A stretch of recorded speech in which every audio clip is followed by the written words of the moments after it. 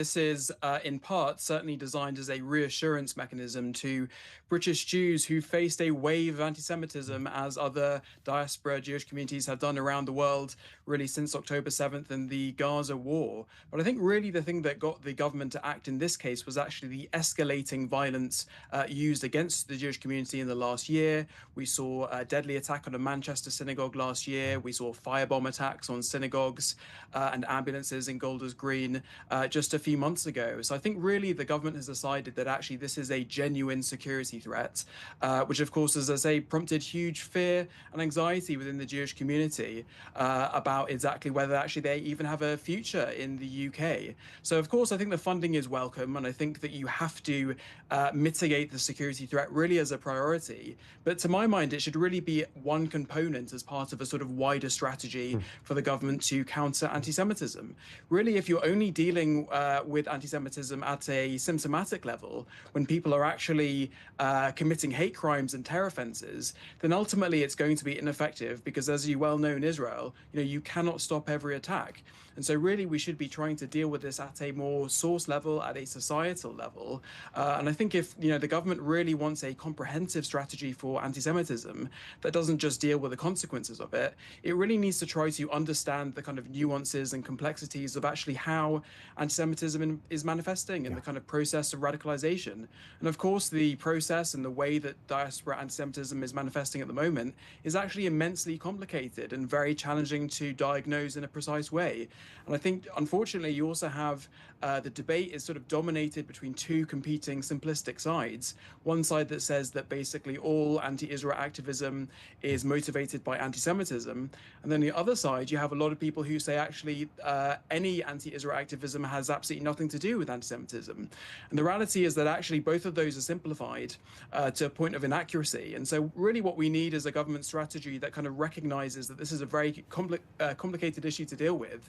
And so we need a highly sophisticated strategy for both police. I want to cut on that because highly sophisticated is where really I have my next question. I mean, on one hand, you have the only foreign policy issue that I think we've heard, the next prime minister discuss, Berta, is Gaza. In other words, condemning Israel. And on the other, suddenly money is being invested into the Jewish community to protect it from, we have to admit, crowds that are motivated by these claims of Gaza genocide and whatnot. And the IRGC, suddenly a terror organization. I guess welcome to the complexity of UK politics. So sophisticated, concerted policy, it's hard to see. Can we connect these stories? And how do you describe this in terms of the state of affairs of the unsettled politics right now in the UK? Well, I think you've exactly, summarized the competing interests in the way that prime ministers are having to approach this issue, particularly Labour prime ministers who are kind of on the generally on the left of politics. You're absolutely right to mention that Andy Burnham, the only really foreign policy comments he's made so far has been really on the Gaza war, and it was mainly to issue an apology for the way that the British government, really under the Labour Party, that he wasn't hard enough approached. On us. Approached. Exactly. So, but I think he did it in quite an ambiguous way. He didn't really say it in a very precise way when exactly the UK should have actually taken a harsher stance against Israel.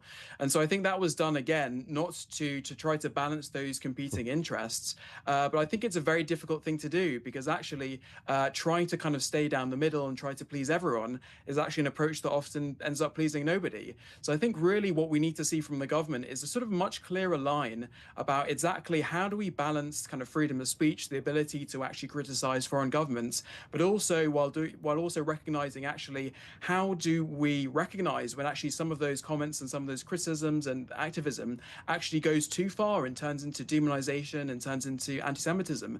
And I think really that is going to be the biggest challenge in terms of Andy Burnham, who's probably going to be prime minister by the end of next week, in terms of how he approaches this issue. And certainly we haven't seen anything much clearer than that yet. But as I say, he's got a lot to do before he enters Downing Street, but I hope that this is something that he will deal with as a priority, because ultimately it is destabilizing not just British society, but in fact societies everywhere.